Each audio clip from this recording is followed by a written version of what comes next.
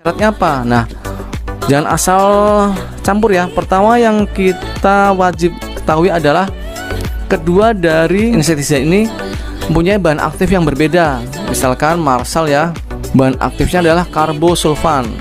Nah, teman-teman bisa baca ya di bahan aktifnya. Kalau pengen tahu tentang suatu bahan aktif dari suatu insektisida, produk insektisida, kita bisa lihat di labelnya. Ini adalah karbosulfan 200 untuk bahan aktif Marsal.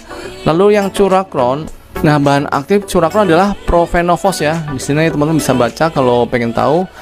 Nah, dari syarat pertama adalah beda bahan aktif, jangan sama bahan aktifnya ya. Nanti kalau dicampur dia akan menjadi resisten atau kebal untuk kutunya. Jadi kutunya itu akan semakin kuat karena hanya mencampur dari bahan aktif yang sama.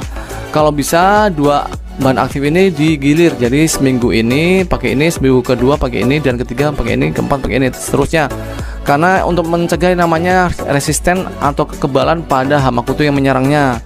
Lalu yang kedua adalah beda cara, yaitu misalkan untuk Curaquron itu sistemik ya. Jadi kalau kita semprot itu meninggalkan di daun, lalu apabila ada kutu yang baru datang, dia memakan daunnya akan mati, akan mengalami yang namanya keracunan di lambung. Itu untuk Curaquron sistemik. Lalu untuk Marsal itu lebih kepada kontak ya. Jadi kalau ada kutu kita semprot lalu mati. Kalau datang lagi kemungkinan hama kutunya tidak akan kenapa-kenapa ya, karena sifatnya kontak. Nah, sekali lagi itu beda sifat ya untuk kedua jenis insektisida ini. Lalu yang ketiga, ini adalah fungisida anti Jerman untuk penyakit semuanya ya, bisa hampir semua tanaman jenis penyakit, bisa dari bercak daun, busuk batang, belas pada tanaman padi dan lain sebagainya. Ini sistemik. Lalu yang kedua adalah Antrakol ya. Antrakol ini sifatnya kontak, beda dengan yang anti Jerman ini ya. Ini adalah sistemik, ini kontak, dan beda bentuk, ini tepung, yang ini cair. Bahan aktif tentunya beda ya, bahan aktif antara kedua fungisida ini, dan itulah bisa dicampur.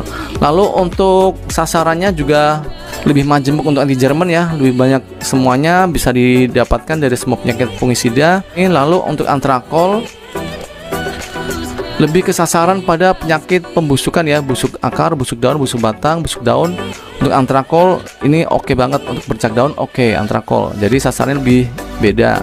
Lalu saya punya fungisida satu lagi.